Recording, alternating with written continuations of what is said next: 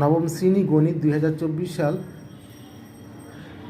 সপ্তম অধ্যায় কৌণিক পরিমাপের দূরত্ব বা কৌণিক দূরত্ব, এটার আমরা 10 নম্বর কোশ্চেন সমাধান করব। এখান দেওয়া আছে পৃথিবীর ব্যাসার্ধ হলো এত আর উৎপন্ন কোণ এত। জাস্ট আমরা S equal to R theta করলে এনাফ। এখানে ওই মানটাকে আমরা যেটা বলা আছে ব্যাসার্ধ হলো এটা আর থিটা হলো এটা আমরা আর ধরে নিব, এটাকে আর ধরে নিব, থিটা এটা। ওখানে ছিল 33 সেকেন্ড, ওটাকে সেকেন্ডটাকে আমরা মিনিট ডিগ্রি করতে গেলে 260 গুণ করতে হয়।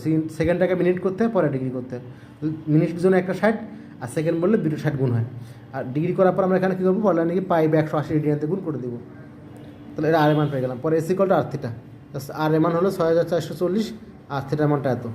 এখানে গুণ পাই মানটা বসাই দিবেন, পর্যন্ত আসছে, পরে ক্যালকুলেশন করলে এই মানটা আসবে।